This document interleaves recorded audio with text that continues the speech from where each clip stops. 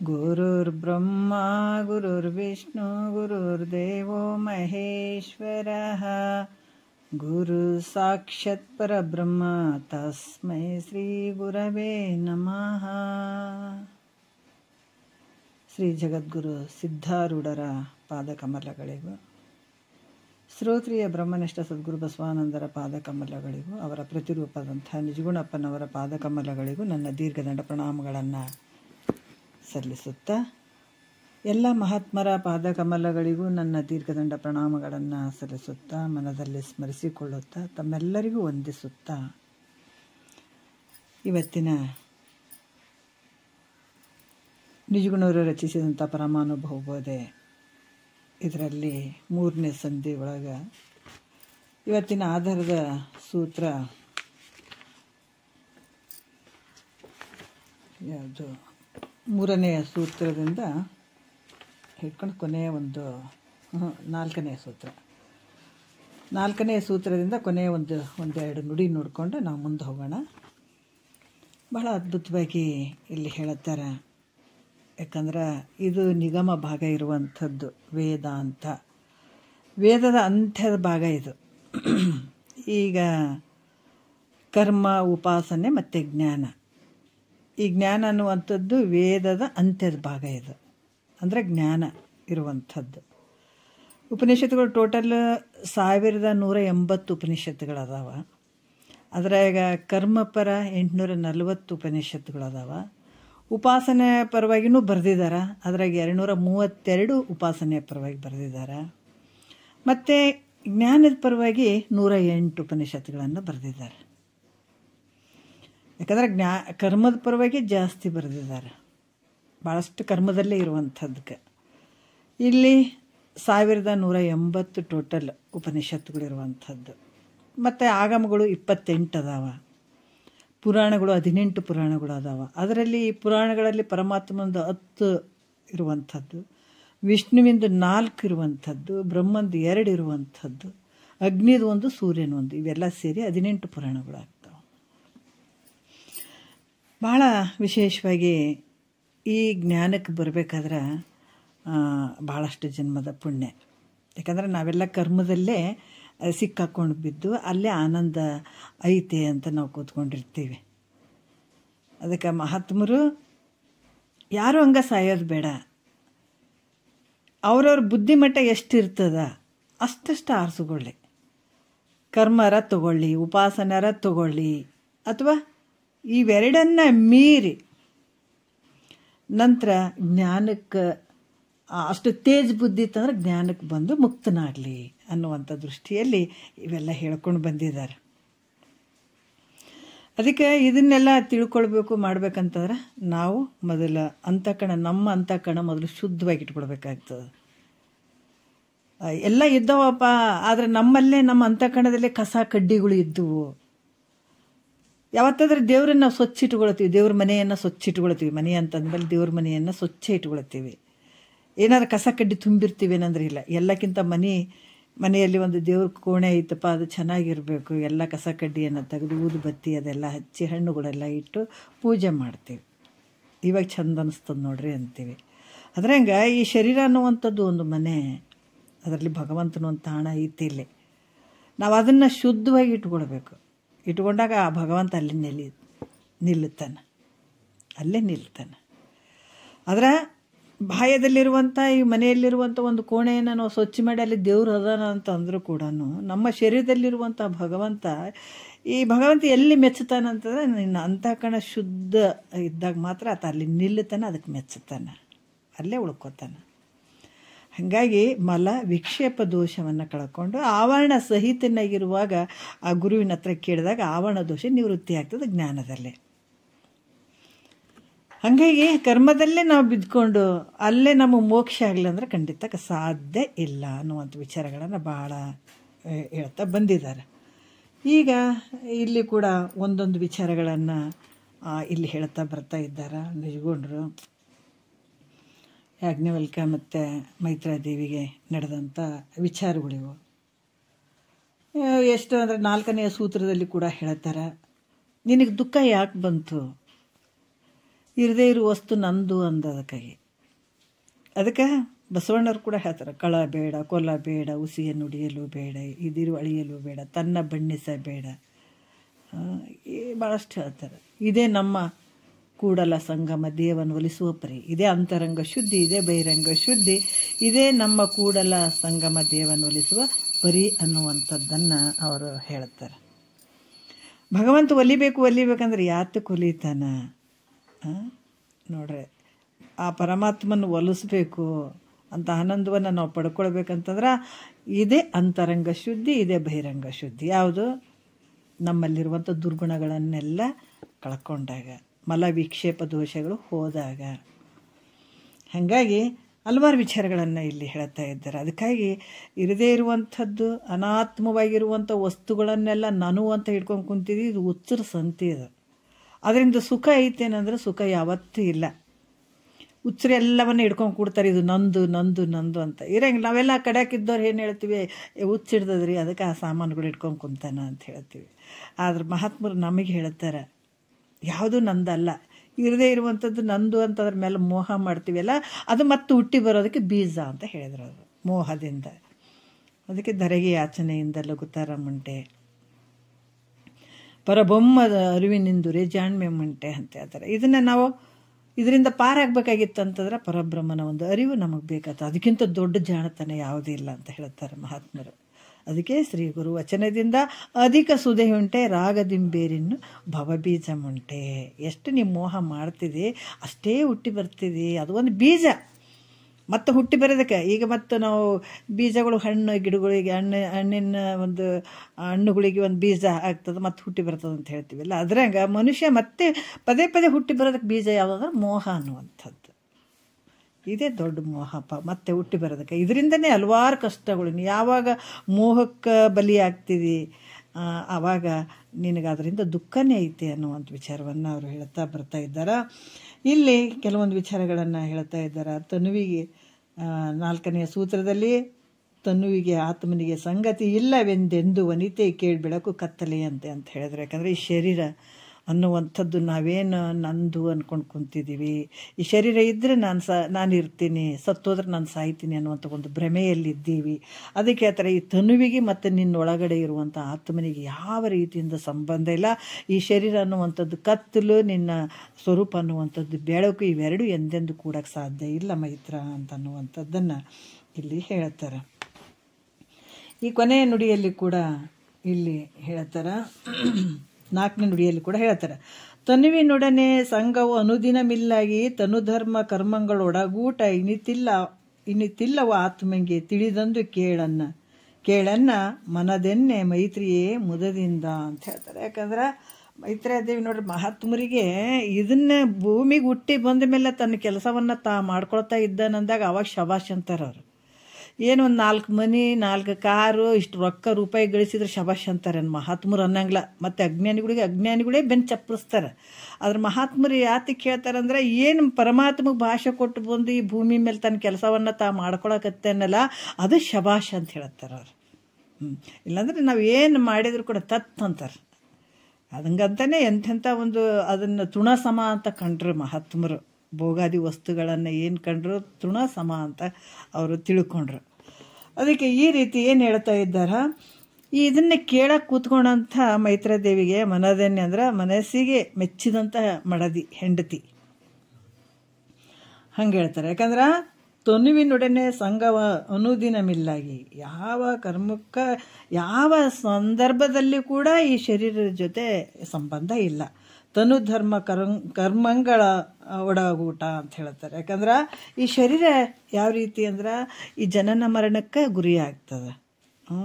ಮತ್ತು ಇದು ಹಲವಾರು ರೀತಿಯಿಂದ ಕ್ರಿಯಾರೂಪ ಕರ್ಮಗಳು ಈ ಮಾಡುವಂಥದ್ದು, ಈ ಶರೀರದಿಂದ ಮಾಡುವಂಥದ್ದು. ಹಾಗಾಗಿ ಈ ಒಂದು ಶರೀರದ ಗುಣಧರ್ಮಗಳು ಅಥವಾ ಈ ಮಾಡುವಂಥ ಏನು ವ್ಯವಹಾರ ಇದು ಯಾವುದೋ ಆತ್ಮನಿಗೆ ಸಂಬಂಧ ಆಗಂಗಿಲ್ಲ, ಯಾವಾಗಲೂ ಸಂಬಂಧ ಆಗಂಗಿಲ್ಲ ಅನ್ನುವಂಥ ವಿಚಾರವನ್ನು ಹೇಳಿ 5ನೇ ನುಡಿಯಲ್ಲಿ ಹೇಳ್ತಾರೆ, ದೇಹವಿದನು ಅನ್ಯ ದೇಹದ ಅಂದದೋಳು ಸಂದೇಹವಿಲ್ಲದೆ ಕಾಣಲರಿಯದ ಮೋಹಿತಂಗಹುದೇ ನಿಜಾನಂದವದು ಕೋಟಿ ದೇಹದಳು ಉಗ್ರ ತಾಪಸನಾಗೆ.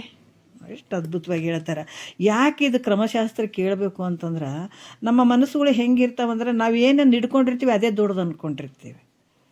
ನಮಗೆ ಗೊತ್ತಿಲ್ಲ, ವೇದದಲ್ಲಿ 3 ಭಾಗ ಬರ್ಕೊಂಡು ಬಂದಿದ್ದಾರಂತ ಗೊತ್ತಿಲ್ಲ. ಕರ್ಮ, ಉಪಾಸನೆ, ಜ್ಞಾನ. ಯಾವಾಗ ಗುರು ಮುಖಾಂತರ ಕುಂತು ಕೇಳಿದಾಗ ಇವು ಗೊತ್ತಾಗ್ತಾವೆ ನಮ್ಗೆ. ಕರ್ಮದಲ್ಲಿದ್ದಾಗ ನಮ್ಮ ಕರ್ಮನೇ ಶ್ರೇಷ್ಠ ಅಂದ್ಕೊಳ್ತೀವಿ. ಎಷ್ಟೋ ಜನ ಹೇಳ್ತೀವಿ, ಯಾಕಂದ್ರೆ ಇಲ್ಲರಿ ನಾವು ಏನು ಪೂಜೆ ಪುರಸ್ಕಾರ ಎಲ್ಲ ಮಾಡ್ತೀವಿ, ಜಪ ತಪಗಳನ್ನು ಮಾಡ್ತೀವಿ, ಎಲ್ಲವನ್ನು ಮಾಡ್ತೀವಿ, ನಮಗೆ ಇನ್ನೇನು ಮುಕ್ತಿ ಇದೆ, ಇದರಲ್ಲೇ ನಮಗೆ ಮುಕ್ತಿ ಆಗ್ತದೆ ಅನ್ನುವಂಥ ಭಾವದಲ್ಲಿ ನಾವು ಅಲ್ಲಿ ಕೂತ್ಕೊಂಡಿರ್ತೀವಿ. ನಾವು ಅದನ್ನು ಬಿಟ್ಟು ಇನ್ನೊಂದು ಸ್ವಲ್ಪ ಮುಂದಕ್ಕೆ ಹೋಗ್ಬೇಕಾಗ್ತದೆ. ಅದು ಮುಂದಕ್ಕೆ ಹೋಗ್ಬೇಕನ್ನುವಂಥ ಭಾವ ಬರಬೇಕಂದ್ರೆ ಇಂದಿನ ಪುಣ್ಯ ಪ್ರಯತ್ನವೂ ಕೂಡ ಇರ್ತದೆ. ಇದ್ರಾಗ ಮನುಷ್ಯನಿಗೆ ಮಾತ್ರ ಪ್ರಯತ್ನ ಅದ. ಉಳಿದಂಥ ಪ್ರಾಣಿ ಪಕ್ಷಿಗಳು ಇವೆಲ್ಲ ಬಂದಿದ್ದಾವೆ ಭೋಗದ ಶರೀರಗಳು. ಅವು ಹೆಂಗೆ ಭೋಗ ತಂದಿದ್ದಾವೆ ಹಂಗೆ ಭೋಗಿಸಿ ಸಾಯ್ಬೇಕವು. ಆದರೆ ಮನುಷ್ಯನಿಗೆ ಮಾತ್ರ ಆತ ಮನಸ್ಸು ಮಾಡಿದರೆ, ಪ್ರಯತ್ನ ಮಾಡಿದರೆ ಮತ್ತು ಈ ಸ್ವರ್ಗಾದಿ ಭೋಗಗಳನ್ನು ಅನುಭವಿಸ್ಲಿಕ್ಕೂ ಬರ್ತದೆ, ಇದೇ ಜನ್ಮದಲ್ಲಿ ಮುಕ್ತನಾಗಕ್ಕೂ ಬರ್ತದೆ. ಅಂಥ ಅವಕಾಶ ಈ ಮನುಷ್ಯನ ಜನ್ಮದಲ್ಲಿ ಅದ. ಅದಕ್ಕೆ ಈ ರೀತಿಯಾಗಿ ಇಲ್ಲೇನು ಹೇಳ್ತಾರ, ದೇಹವಿದನು ಅನ್ಯ ದೇಹದಂದದಳು ಸಂದೇಹವಿಲ್ಲದೆ ಕಾಣಲರಿಯದ ಮೋಹಿತಂಗಹುದೇ. ನೋಡ್ರಿ, ಈ ದೇಹ ಅನ್ನುವಂಥದ್ದು ನೋಡ್ರಿ ಇಲ್ಲೇ ಮೋಸ ಆಗಿರುವಂಥದ್ದು. ನಮಗೆ ದೊಡ್ಡ ಮೋಸ ಎಲ್ಲಿ ಅಂದರೆ ಇಲ್ಲೇ ಫಸ್ಟ್ ಮೋಸ ಆಗಿರುವಂಥದ್ದು. ನಮ್ಮ ಆನಂದವನ್ನು ನುಂಗಿರುವಂಥದ್ದು ಯಾವುದಂದ್ರೆ ಇದೇ ದೇಹ. ಮತ್ತು ದೇಹವನ್ನು ಕಡ್ದು ಒಗಿಬೇಕೇನ್ರಿ? ಮತ್ತು ದೇಹದಿಂದನೇ ಇದೆಲ್ಲ ಭಾಳಷ್ಟು ಪ್ರಶ್ನೆಗಳು ಬರ್ತಾವಿಲ್ಲ ಅಂತಿಲ್ಲ. ಬಟ್ ದೇಹ ಈ ಸಾಧನಾಗಿ ಬಂದಿರುವಂಥದ್ದು ನಿನ್ನನ್ನು ತಿಳ್ಕೊಳ್ಳಿಕ್ಕೆ ಇವೆಲ್ಲವನ್ನು, ಇಂದ್ರಿಯಗಳನ್ನು ಎಲ್ಲ 3 ಅವಕಾಶ ಅದಾವೆ ನಿನಗೆ. ಪಾಪ ಪುಣ್ಯವನ್ನು ಅನುಭವಿಸ್ಲಿಕ್ಕೂ ಈ ಶರೀರ ಬೇಕಾಗ್ಯದ, ಪ್ರಾರಬ್ಧವನ್ನು ಅನುಭವಿಸ್ಲಿಕ್ಕೂ ಈ ಶರೀರ ಬೇಕಾಗ್ಯದ. ಆದರೆ ಈ ಒಂದು ದುಃಖದಿಂದ ಬಿಡುಗಡೆ ಆಗೋದಕ್ಕೆ ನೀನು ಹುಟ್ಟು ಈ ಒಂದು ಸಾವು ಅನ್ನುವಂಥದ್ದು ಏನು ದೊಡ್ಡ ಪ್ರಮಾಣದಂಥ ದುಃಖ ಇದು ಮನುಷ್ಯನಿಗೆ. ಈ ಜೀವರಾಶಿಗೆ ಇದೇ ದುಃಖ, ಹುಟ್ಟುವಂಥದ್ದು ಸಾಯುವಂಥದ್ದು. ಈ ದುಃಖದಿಂದ ನಾವು ಬಿಡುಗಡೆ ಆಗಬೇಕಾದ್ರೆ ಇದೇ ಶರೀರನೇ ಮುಖ್ಯ. ಇವನ್ ದೇವತೆಗಳಿಗೂ ಇದು ಭಾಗ್ಯ ಇಲ್ಲ, ಪ್ರಾಣಿ ಪಕ್ಷಿಗಳಿಗೂ ಭಾಗ್ಯ ಇಲ್ಲ, ಯಾವ ಜನ್ಮದಾಗ ಯಾವ ಒಂದು ಗರ್ಭಕ್ಕೆ ಬಂದಂಥ ಜೀವಿಗಳಿಗೂ ಇದು ಯೋಗ್ಯ ಇಲ್ಲ, ಇದು ಆಗಂಗಿಲ್ಲ. ಯಾವ ಶರೀರಕ್ಕೂ ಇದು ಸಾಧ್ಯ ಇಲ್ಲ. ಆದರೆ ಮನುಷ್ಯನ ಶರೀರಕ್ಕೆ ಮಾತ್ರ ಸಾಧ್ಯ. ಅದಕ್ಕೆ ಇಲ್ಲಿ ಪ್ರಯತ್ನ ಬಹಳ ಮುಖ್ಯ ಆಗ್ತದೆ. ಅದಕ್ಕೆ ಮಹಾತ್ಮರು ಯಾಕೆ ಹೇಳ್ತಾರೆ ಸಜ್ಜನರು ಸಹವಾಸ ಮಾಡ್ರಿ? ಯಾಕಂದ್ರೆ ಅಂಥವ್ರ ಸಹವಾಸ, ಸತ್ಸಂಗಿಗಳ ಸಹವಾಸ ಮಾಡಿದ್ರೆ ನಿನ್ನ ಮನಸ್ಸಿನಲ್ಲಿರುವಂಥ ಭಾವನೆಗಳು ಏನಾಗ್ತದೆ ನಿನಗೆ ಗೊತ್ತಾಗ್ತದೆ. ಯಾವುದು ಹಿತ ಅದ ಯಾವುದು ಅಹಿತ ಅದ ಅನ್ನುವಂಥದ್ದು ಸತ್ಸಂಗದಿಂದನೇ ಗೊತ್ತಾಗುವಂಥದ್ದು. ಅಲ್ಲಿ ನಿನಗೆ ಒಂದು ಸಿಗ್ತಾವೆ. ಹಾಗಾಗಿ ಇಲ್ಲಿ ಕೂಡ ಏನು ಹೇಳ್ತಾರ, ಈ ದೇಹ ಅನ್ನುವಂಥದ್ದು ಎರಡನೆಯವರ ಶರೀರದಂತೆ ಕಾಣದೆ. ಈ ಶರೀರ ಹೆಂಗೈತಪ್ಪ, ಇನ್ನೊಬ್ಬರ ಶರೀರ ಐತಲ್ಲ ಆ ಶರೀರದ ಥರನೇ ಇದು ನನ್ನ ಶರೀರ ಕೂಡ ಇನ್ನೊಬ್ಬರ ಅನ್ಯವರ ಶರೀರದಂತೆ ಕಾಣದೆ. ಈ ಶರೀರ ನಾನು ಅಂತ ಕಂಡ್ರೆ ಇಂಥ ಒಂದು ದೇಹಾತ್ಮ ಬುದ್ಧಿಯಿಂದ ಏನಾಗ್ತದ, ಅನೇಕ ಜನ್ಮಗಳು ಬರ್ತಾವೆ. ಇದೇ ಶರೀರನೇ ಮುಖ್ಯ ಮತ್ತು ಹುಟ್ಟಿ ಬರೋಕ್ಕೂ ಕಾರಣವಾಗಿರುವಂಥದ್ದು. ಶರೀರ ಅದನ್ನು ಪ್ರೀತಿ ಮಾಡು, ಅದಕ್ಕೇನು ಬಿಸಾಕಬೇಕು ಅಂತ ಏನಿಲ್ಲ. ಯಾಕಂದ್ರೆ ಇದರಿಂದ ಅದ್ಭುತವಾದಂಥ ಒಂದು ವಿಷಯವನ್ನು ತಿಳ್ಕೊಳ್ಬೇಕಾಗ್ಯದ, ಪಡ್ಕೊಳ್ಬೇಕಾಗ್ಯದ ಈ ಶರೀರದಿಂದ. ಹಂಗೆ ಬಿಟ್ಟರೆ ಮುಗೀತು. ಅದಕ್ಕೆ ಇಲ್ಲಿ ಹೇಳ್ತಾರೆ ಅವರು, ಈ ಶರೀರ ಆದರೆ ಈ ಶರೀರ ನಾನು ಅನ್ಬೇಡ, ಅದು ನಿಂದಲ್ಲ. ನಾನು ಅಂದಿ ಅಂತಂದ್ರೆ ಕಷ್ಟ ಮತ್ತೆ ನಿನಗೆ. ಇದು ಅನ್ಯ ಶರೀರ. ಇದು ನನಗೆ ಏನಂದ್ರೆ ಇಂಥ ಒಂದು ಆನಂದವನ್ನು, ನಿಜ ಆನಂದವನ್ನು ಅನುಭವಿಸ್ಲಿಕ್ಕೆ ಈ ಶರೀರ ನನಗೆ ಪುಣ್ಯದ ಫಲದಿಂದ ಬಂದಂಥ ಶರೀರ ಅಂತ ತಿಳ್ಕೊಂಡು ಈ ಶರೀರ ತಿಳ್ಕೊಳ್ಬೇಕಾಗ್ತದೆ. ಮತ್ತು ಯಾವ ರೀತಿ ಅಂದರೆ, ಈ ರೀತಿ ದೇಹಾತ್ಮ ಬುದ್ಧಿಯಿಂದ ಬಹಳಷ್ಟು ಶರೀರಗಳಲ್ಲಿ ಬಂದರೂ ಕೂಡ ಮತ್ತು ಈ ವಿಶ್ವಾಮಿತ್ರ ಒಂದು ನೋಡ್ರಿ, ವಿಶ್ವಾಮಿತ್ರ ಒಂದು ಈ ಬೇಕಾದ ಶರೀರ ನಾನು ಅನ್ನುವಂಥ ಭಾವದಿಂದ ನೀ ಎಷ್ಟೇ ತಪಸ್ಸು ಮಾಡು, ಏನಾರ ಮಾಡಿ ಕರ್ಮ, ಆದರೆ ನೀನು ದುಃಖ ತಪ್ಪಿದ್ದಲ್ಲ. ವಿಶ್ವಾಮಿತ್ರ ವಸಿಷ್ಠ ಗುರುಗಳು ನೋಡ್ರೆ ಅಲ್ಲಿ ಏನು ಹೇಳ್ತಾರೆ ಅಂದ್ರೆ ಬ್ರಹ್ಮ ಋಷಿ ಅಂತ ಕರಿಬೇಕಂತ ಆಸೆ ಇರ್ತದೆ. ಯಾರಿಗೆ? ರಾಜ ಋಷಿ ಇರ್ತಾನ ಯಾರು ವಿಶ್ವಾಮಿತ್ರ, ಆತಗೆ ಬ್ರಹ್ಮ ಋಷಿ ಕರ್ಸ್ಕೊಳ್ಬೇಕಂತ ಆಸೆ ಇರ್ತದೆ. ಆತ ಉಗ್ರ ತಪಸ್ಸು ಮಾಡ್ತಾನೆ ವಿಶ್ವಾಮಿತ್ರ, ಯಾಕಂದ್ರೆ ಬ್ರಹ್ಮ ಋಷಿ ಅನ್ಸ್ಕೊಳ್ಬೇಕಂತ. ಆದರೆ ಆತನ ಮನಸ್ಸಿನಲ್ಲಿ ಒಂದಿರ್ತದೆ, ಏನಂದ್ರೆ ರಾಜ ಋಷಿ ಅನ್ಬಾರ್ದು, ನಾನು ಬ್ರಹ್ಮ ಋಷಿ ಅನ್ಸ್ಕೊಳ್ಬೇಕನ್ನುವಂಥ ಒಂದೇ ಭಾವದಿಂದ ಉಗ್ರ ತಪಸ್ಸು ಮಾಡಿದ್ರು ಕೂಡ ಅದು ಆನಂದ ಆಗಂಗಿಲ್ಲ ಆತಗೆ. ಅದಕ್ಕೆ ಇಲ್ಲಿ ಕೂಡ ಯಾವಾಗ ಶರೀರ ನಾನು, ಈ ಕರ್ಮದಲ್ಲಿ ಏನು ನಡೀತಾವ?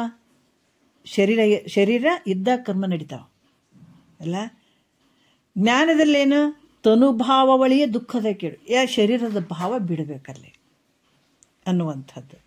ಇಲ್ಲಿ ಏನಾಗ್ತದ, ಶರೀರ ನಾನು ಅಂತ ನೀನು ಅಂದ್ಕೊಂಡು ನೀ ಎಷ್ಟೇ ಭಯಂಕರವಾದ ತಪಸ್ಸು ಮಾಡು, ನೀನು ಏನೇ ಮಾಡು, ಆದರೂ ಕೂಡ ನಿನಗ ಅಂಥ ಬ್ರಹ್ಮಾನಂದ ಆಗಂಗಿಲ್ಲ, ಮುಕ್ತಿ ಆಗಂಗಿಲ್ಲ, ಆನಂದ ಆಗಂಗಿಲ್ಲ, ಸದಾ ಕಾಲ ಆನಂದ ಆಗಲ್ಲ, ಈ ಜನ್ಮ ಸಾರ್ಥಕ ಆಗಂಗಿಲ್ಲ. ನೋಡ್ರಿ ಎಂಥ ಅದ್ಭುತ! ಇಷ್ಟು ಸಾಕಲ್ರಿ. ಏನು ಮಾಡಿ ಅದಕ್ಕೆ ನಿಜಗೊಂಡ್ರೆ ಎಷ್ಟು ಚಂದ ಹೇಳಿದಾರೆ. ನಾವು ಇಷ್ಟ್ರ ಮೇಲೆ ತಿಳ್ಕೊಂಡ್ಬಿಡ್ಬೇಕು. ತೋರದಯ್ಯೋ ಸುಖ ತೋರದಯ್ಯೋ, ಬೇರೆ ಬೇರೆ ಭಾವಿಸಿ ಬ್ರಹ್ಮಜ್ಞಾನ ಒಂದಿಲ್ಲದವಗೆ ತೋರದಯ್ಯೋ ಸುಖ ತೋರದಯ್ಯೋ. ಕಪಟ ಒಳಿದು ಕೋಟಿ ಜಪವನ್ನೆಸಗಿ ಬಲು ತಪವನ್ನೇ ಮಾಡಿ ತತ್ವದ ಉಪದೇಶ ಒಡೆಯದೆ ತೋರದಯ್ಯೋ ಸುಖ ತೋರದಯ್ಯೋ. ಈ ಬ್ರಹ್ಮಜ್ಞಾನ ಅರ್ಥಕೊಂಡ ನಂತರ ಮತ್ತೆ ತಪಸ್ ಮಾಡಕ್ಕೆ ಹೋಗ್ತಾನತ್ತ. ಕರ್ಮಗಳು ಆಗಂಗಿಲ್ಲ ಇಲ್ಲಿ. ಯಾಕಂದ್ರೆ ಆ ಪರಬ್ರಹ್ಮ ಸ್ವರೂಪ ನೀನು ಅಂತಂದಾಗ ಎಲ್ಲಿ ಕರ್ಮ ಮಾಡ್ತಿದಿ? ಕರ್ಮಕ್ಕೆ ಎಲ್ಲಿ ಹೋಗ್ತಿ? ಯಾವಾಗ ಬ್ರಹ್ಮಜ್ಞಾನ ನಿನಗೆ ಅರ್ಥ ಆಗಿರ್ಲಿಲ್ಲ ಅಂದ್ರೆ ಕರ್ಮ ಮಾಡ್ತಾನ ವ್ಯಕ್ತಿ, ಅದು ಗೊತ್ತಿರಂಗಿಲ್ಲ. ಎಲ್ಲ ಸ್ವರೂಪನೇ ನಾನು, ಈ ಶರೀರ ನಾನಲ್ಲ ಅಂದಾಗ ಕರ್ಮ ಹೆಂಗ್ ಮಾಡ್ತಿ? ಸಾಧ್ಯನೇ ಇಲ್ಲ. ಅದಕ್ಕೆ ಹೇಳ್ತಾ ಇದ್ರು, ಕಪಟ ಒಳಿದು ಕೋಟಿ ಜಪವನ್ನೆಸಗಿ ಬಲು ತಪವನ್ನೇ ಮಾಡಿ ತತ್ವದ ಉಪದೇಶ. ಆ ಬ್ರಹ್ಮ ಜ್ಞಾನವನ್ನು ತಿಳ್ಕೊಳ್ಳದೆ ಇದ್ರೆ ನೀ ಏನೇ ಮಾಡು, ಎಲ್ಲರ ಹೋಗು, ನೀನು ಎಲ್ಲಿ ಗವಿ ಒಳಗೆ ಕೂತ್ಕೋ ಹೋಗಿ, ಎಷ್ಟು ಉಗ್ರ ತಪಸ್ಸು ಮಾಡು, ಏನಿಲ್ಲ. ಯಾಕಂದ್ರೆ ಆ ಒಂದು ಬ್ರಹ್ಮಜ್ಞಾನವನ್ನು ಅರ್ಥಕೊಳ್ಳದೆ ಇದ್ದು ಏನು ಮಾಡಿದ್ರು ಕೂಡ ನಿಷ್ಫಲ, ಅದು ಮುಕ್ತಿನಂತೂ ಆಗಂಗಿಲ್ಲ. ಅದಕ್ಕೆ ಇಲ್ಲಿ ಕೂಡ ಹೇಳ್ತಾರ, ಯಾವ ರೀತಿ ಬ್ರಹ್ಮಜ್ಞಾನವನ್ನು ಅರಿತಿ ತಿಳ್ಕೊಂಡು ಪಕ್ಕ ನೀ ತಿಳ್ಕೊಂಡು ಆ ಭಾವದಲ್ಲಿ ಇದ್ದೆ ಅಂದರೆ ಕರ್ಮ ಮಾಡೋಕ್ಕಾಗಂಗಿಲ್ಲ. ಎಲ್ಲಿ ಇದು ಮಾಡ್ತಿ ಕರ್ಮ? ಬ್ರಹ್ಮನೇ ನಾನು ಅಂತಂದಾಗ ಅನ್ಯ ವಸ್ತು ಎಲ್ಲ ಬ್ರಹ್ಮನ ಸ್ವರೂಪನೇ ಕಾಣಿಸ್ತಾ ಇದ್ದಾವ, ಭಗವಂತನ ಸ್ವರೂಪನೇ ಕಾಣಿಸ್ತಾ ಇದ್ದಾವ ಅಂದಾಗ ಇನ್ನೂ ಒಂದು ವಸ್ತು ಎಲ್ಲ ಐತೆ ಮಾಡೋಕೆ ನಿನಗೆ? ಯಾವ ಭಾವ ಇರ್ತದೆ? ಅದಕ್ಕೆ ಮಾಡ್ತಿ? ಅದೇ ತಿಳ್ಕೊಂಡ್ಮೇಲೆ ಇನ್ನು ಯಾವ ಉದ್ದೇಶದಿಂದ ಮಾಡ್ತೀವಿ ತಪಸ್ಸುಗಳನ್ನು? ನಡೆಯಂಗಿಲ್ಲ. ಹಾಗಾಗಿ ಇಲ್ಲಿ ಕೂಡ ಆ ಶರೀರ ನಾನು ಅನ್ನುವಂಥ ಭಾವದಿಂದ ನೀ ಎಷ್ಟೇ ಉಗ್ರ ತಪಸ್ಸುಗಳನ್ನು ಮಾಡು, ಜಪ ತಪಾದಿಗಳನ್ನು ಮಾಡು, ನೀ ಏನೇ ಮಾಡು, ಆದ್ರೆ ಮುಕ್ತಿ ಆಗಂಗಿಲ್ಲ, ಆನಂದ ಆಗಂಗಿಲ್ಲ. ಅದರಿಂದ ಇಲ್ಲಿ ಏನು ಹೇಳ್ತಾರ, ಗುರು ಶಾಸ್ತ್ರ ಭಾಳ ಚಂದ ಹೇಳ್ತಾರೆ. ಗುರು ಮತ್ತು ಶಾಸ್ತ್ರ, ಬರೇ ಗುರು ಏನಂದ್ರೆ ಪ್ರಮಾಣ ಸಹಿತವಾಗಿ, ಶ್ರುತಿ ಪ್ರಮಾಣ ಸಹಿತವಾಗಿ ಹೇಳಬೇಕಾಗ್ತದೆ ಗುರು ಕೂಡ. ಅಲ್ಲಿ ಮತ್ತೆ ಏನಾದರೂ ಒಂದು ವಿಚಾರಗಳನ್ನು ಹೇಳ್ತಾ ಇದ್ದಾಗ ನಂಬುದು ನಾವೇ ಹೇಳುವಂಥದ್ದಲ್ಲ. ಯಾರಾದರೂ ಕೇಳಿದರೆ ಇದು ಹೆಂಗೆ ಬಂತು, ಇದು ಹೆಂಗ್ರಿ, ಇದಕ್ಕೆ ಪ್ರಮಾಣ ಏನ್ರಿ ಅಂತ ಕೇಳಿದಾಗ ತೋರ್ಸಕ್ಕೆ ರೆಡಿ ಇರಬೇಕು. ಪ್ರಮಾಣ ಅದು ಶ್ರುತಿ ಪ್ರಮಾಣಗಳನ್ನು ಹೇಳಬೇಕು. ಹೇಳಿದಾಗ ಅದು ಯೋಗ್ಯ ಆಗ್ತದೆ. ಇಲ್ಲಾಂದ್ರೆ ನಮಗೆ ಮನಸ್ಸಿಗೆ ಬಂದಾಗ ನಾವು ಹೇಳ್ತೀವ್ರಿ, ನಾವು ಹಿಂಗೆ ಮಾಡೀವ್ರಿ, ನಂಬಕ್ಕೆ ಯಾಕೆ ನಂಬುತ್ತಾರೆ ಹೇಳ್ರಿ? ಕೇಳೋರು ಯಾಕೆ ನಂಬಬೇಕು? ಪ್ರಮಾಣ ಇದ್ರೆ ನಂಬು ಅಂತ ಹೇಳ್ತಾರೆ ಅವರು. ಅದಕ್ಕೆ ಒಬ್ಬ ಗುರು ಹೇಳ್ತಾನಂತಂದ್ರೆ ಪ್ರಮಾಣ ಪೂರ್ವಕವಾಗಿ ಹೇಳಬೇಕಾಗ್ತದೆ. ಸುಮ್ಮನೆ ನನಗಿಲ್ರಿ, ನಾ ಭಾಳ ದೊಡ್ಡ ಸಾಧನೆ ಮಾಡ್ಕೊಂಡೇನ್ರಿ, ಅಷ್ಟು ಓದಿನ್ರಿ, ಇದೇ ಕರೆಕ್ಟ್ರಿ ಅಂತ ಹಂಗೆ ಹೇಳಕ್ಕೆ ಬರೋಂಗಿಲ್ಲ. ಶಿಷ್ಯ ಏನು ಯಾರಾದರೂ ಕೇಳಿದ್ರು ಕೂಡ ಇಂಥ ಪ್ರಮಾಣ ಏನೈತೆ ನೀವು ಹೇಳೋದಕ್ಕಂತಂದ್ರೆ ಅಲ್ಲಿ ಹೇಳಂಗಿರ್ಬೇಕು. ಅದು ಯಾವುದೇ ಇರಲಿ ಪ್ರಮಾಣಗಳು ಇರಬೇಕಾಗ್ತದೆ. ಅದಕ್ಕೆ ಗುರು ಶಾಸ್ತ್ರ ಭಾಳ ಮುಖ್ಯ ಆಗ್ತದೆ, ಗುರು ಮತ್ತು ಶಾಸ್ತ್ರ. ಆಮೇಲೆ ಸ್ವಾನುಭಾವ, ಬರೀ ಗಿಳಿಪಾಠ ಮಾಡ್ದಂಗಲ್ಲ. ಅದೇನು ಭಾಳ ಮಾಡೀವ್ರಿ, ಹಂಗೆ ಹೇಳ್ತೀವ್ರಿ, ಎದಕ್ಕೆ ಬಂತು? ಮಂದಿಗೆ ಹೇಳ್ತಿದ್ ಖರೆ, ನಿನಗೇನಾಯ್ತು? ಅಡುಗೆ ಒಳಗೆ ಸೌಟು, ಅದಕ್ಕೆ ರುಚಿ ಗೊತ್ತಾಗ್ತದನ. ಹಂಗೆ ಬೇಕಾದಷ್ಟು ಅಧ್ಯಯನ ಮಾಡೀನಿ, ಎಲ್ಲ ಮಾಡೀನಿ ಎಂತೆಂಥವು ಪಂಡಿತರು ಗ್ರಂಥ. ನೀ ಏನೇ ಮಾಡಪ್ಪ, ಯಾವುದರ ಓದು, ನೀ ಯಾವುದರ ಬಿಡು, ಜ್ಞಾನಕ್ಕೆ ಬರುವಂಥ ಅಡಿಗೆ ಇದನ್ನೇ. ಇದು ಬಿಟ್ಟರೆ ನೀವು ಬೇರೆ ಬೇರೆ ಭಾಷೆದಾಗ ಬೇಕಾದಂಗೆ ಓದಿರ್ಬೋದು, ತಿಳ್ಕೊಂಡಿರ್ಬೋದು. ಆದ್ರೆ ನೀವು ಓದಿ ಹೇಳ್ತೀನಿ ಅಂದ್ರೆ ಇಲ್ಲಿ ಅದ್ರ ಜೊತೆ ಏನಿರಬೇಕು? ಸ್ವಾನುಭವ ಇರಬೇಕು. ಅದು ಯಾವಾಗ ಬರ್ತದೆ ಅಂದಾಗ ಅದಕ್ಕೆ ಮತ್ತೆ ಬಹಳಷ್ಟು ಅದಾವ. ಬರೀ ನಾ ಅದೇ ಮೊದಲೇ ಹೇಳಿದ್ವಿ, ಯಾಕಂದರೆ ವಿಶ್ವವಿದ್ಯಾಲಯದ ಸರ್ಟಿಫಿಕೇಟ್ ತೊಗೊಂಡು ಬಂದೀನಿ, PhD ಮಾಡೀನಿ, ಇದ್ರಾಗ ಏನೂ ನಡೆಯಂಗಿಲ್ಲ. ಯಾವಾಗ ಗುರು ಮುಖಾಂತರ ಗುರುವಿಗೆ ಶರಣಾಗತನಾಗಿ ನೀನು ಶ್ರದ್ಧೆಯಿಂದ ಭಕ್ತಿಯಿಂದ ಪುಡಿ ಪುಡಿ ಆಗ್ಬೇಕ್ರಿ. ಗುರುವಿನ ಪಾದದಲ್ಲಿ ಬಿದ್ದು ಹೊರಳಾಡಿ, ಅಪ್ಪ ಏನು ನಾನು ಹೆಂಗೆ ತಿಳ್ಕೊಳ್ಳೋ ಇದನ್ನು, ಅಷ್ಟೇ ನಾನು ಹೆಂಗೆ ತಿಳ್ಕೊಳ್ಳಿ ಇದನ್ನು. ನೀ ಹೇಳಿದಾಗ ನಾನು ಬದುಕ್ತೀನಿ ಅಂದ್ರೆ ನನ್ನ ಜನ್ಮ ಎಲ್ಲ ವ್ಯರ್ಥ ಆಗ್ತದೋ. ನನಗೆ ಸ್ವಲ್ಪ ನೀವು ಕರುಣೆ ಮಾಡಬೇಕು ತಂದೆ, ಕೃಪೆ ಮಾಡಬೇಕು ತಂದೆ ಅಂತ ಯಾವಾಗ ಮನಸ್ಸು ತುಡಿತ ಜಾಸ್ತಿ ಇರ್ತದ ಆವಾಗ ಸದ್ಗುರುವಿನ ಒಲುಮೆ ಆಗ್ತದೆ. ಹಂಗೆ ಕೇಳಬೇಕಿದು. ಅದರಲ್ಲಿ ಏನಾದರೂ ನಾನು ಅಧಿಕಾರಿ ಇದ್ದೀನಿ, ಹಂಗದೀನಿ ಹಿಂಗದೀನಿ ಅಂತ ಒಂದು ಚೂರು ಮನಸ್ಸಿಟ್ಕೊಂಡು ಗುರುವಿನ ಸನ್ನಿಧಾನಕ್ಕೆ ಕುಂತ್ರೆ ಯಾತಕ್ಕೂ ಆಗಂಗಿಲ್ಲ. ಅಲ್ಲಿ ಏನಿಲ್ಲ, ಎಲ್ಲವನ್ನ ತೆಗಿಬೇಕು. ಹರ ಗುರುವೇ ಗತಿ ಅನ್ಬೇಕು. ಮತ್ತಲ್ಲಿ ಹರ ಗುರುವೇ ಗತಿ ಅನ್ಬೇಕು ಅಂತ ಭಾವ ಇದ್ದಾಗ ಸ್ವಾನುಭಾವದ ಸುಖ ತಾನೇ ಕೈ ಸೇರ್ತದದು. ನೀನು ಬಾಬಾ ಅಂತೂ ಅಲ್ಲ, ಪಡ್ಕೊಳ್ಬೇಕಂತೂ ಅಲ್ಲ, ಏನು ಇಟ್ಕೋಬೇಡ ನಿನ್ನ ಮನಸ್ಸಿನಲ್ಲಿ.